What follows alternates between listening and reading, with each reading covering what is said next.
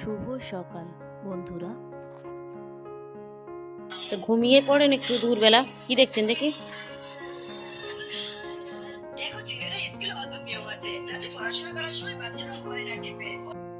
এই ভুঁড়িটা রান্না করব আজকের। এই যে তেলের উপরে পেঁয়াজ দেয়া হয়ে গিয়েছে। এটা একজন দিয়েছে, দেখো তো কি আছে, বের করো তো দেখি।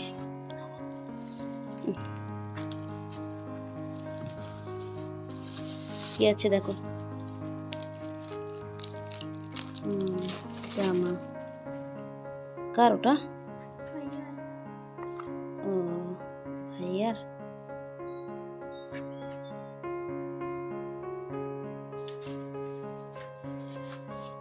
বাবা স্পাইডারম্যান যে, ভাইয়ার যে খুব পছন্দ হবে, বড় হবে মনে হচ্ছে।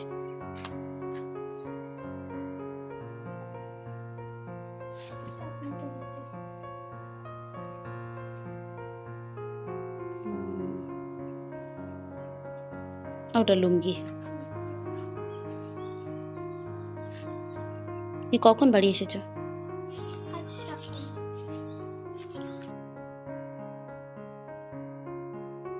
দুজনকে পড়তে বসিয়েছিলাম, দেখুন বই খাতা পিছনে, আর দুজন মেহেন্দি পড়তে শুরু করে দিয়েছে।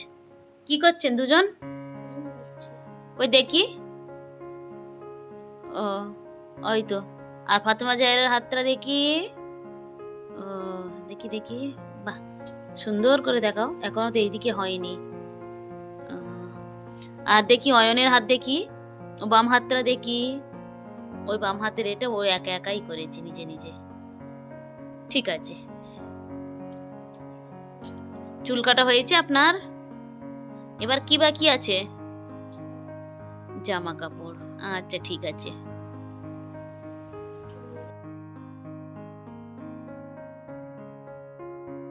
মেয়েটা আসলো না, মেয়েটা বাড়িতে আছে, তা ছেলেটাকে নিয়ে যাচ্ছি ওর জামা কাপড় কিনে দেওয়ার জন্য। এবছর ঈদে আমরা কেউ কেনাকাটা করব না, শুধুমাত্র ছেলে মেয়েদের কিনে দেবো। সেই জন্যেই আজকে যাচ্ছি ওদের দুজনের জামা কাপড় কিনে দিতে। যেহেতু কালকের ঈদ, চলুন যাই, তারপরে বাড়িতে এসে আবার রান্না বান্নার কাজও আছে, অনেক কাজ আছে, চলুন।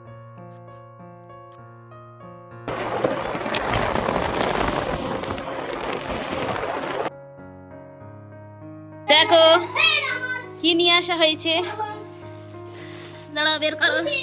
তিনজন বসে বসে ওদের জামা কাপড়গুলোই বের করছে। আলিশের কেউ বসিয়ে রেখেছে যে ওর জামা কাপড় আছে ওকে দেবে বলে। দেখুন ও কিরম চুপচাপ বসে আছে দুজনার মাঝখানে। মেয়েটা তো যায়নি, বাড়িতে ছিল, তা ও আলিশেরকে নিয়ে এসে দুজন এখানেই খেলা করছিল। মানে দুজন ছিল এখানে, আর আমরা আসতেই দুজন খুব খুশি। এই দেখুন ছোটটার মুখে হাসি দেখেন।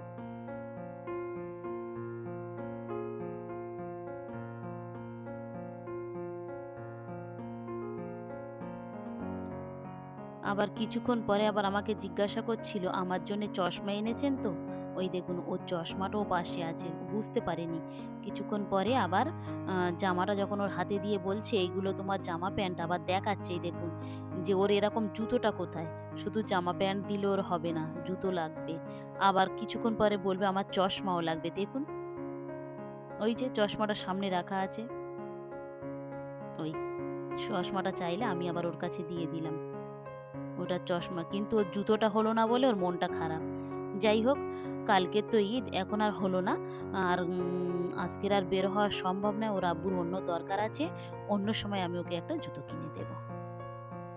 ঈদের সময় দিলে ভালো হতো, কিন্তু এতটা খেয়াল করা হলো না, আর ঠিক বুঝে উঠতেও পারলাম না। ওর জন্য আনলে একটা ভালো হতো।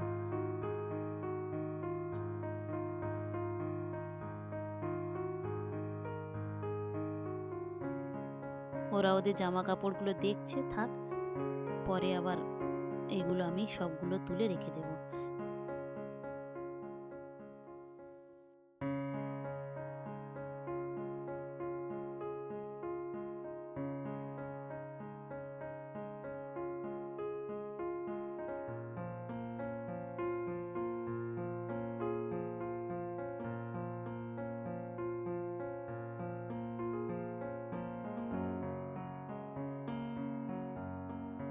বের করুন তো পেপারটায় কি আছে।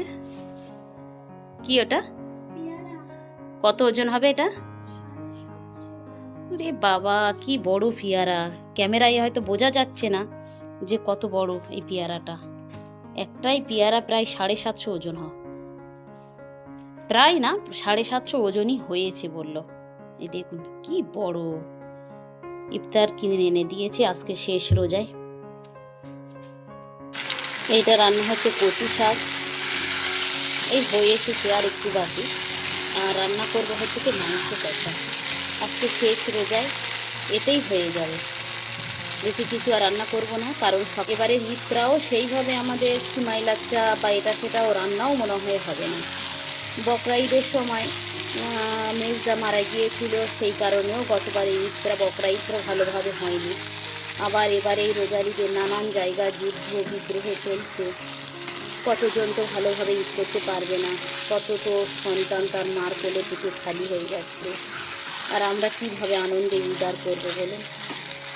সেই কারণে ঈদরা এবার আমরা জামা কাপড়ও কিনিনি, শুধুমাত্র ছেলে আর মেয়ে দুজনার জামা কাপড় কেনা হয়েছে, আর কারোর জন্য কেনা হয়নি।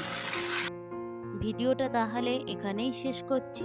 ভালো থাকবেন, সুস্থ থাকবেন, আর ব্লগটি কেমন লাগলো অবশ্যই জানাবেন। ভালো লাগলে একটা সাবস্ক্রাইব করে দেবেন। দেখা হবে পরবর্তী ব্লগে।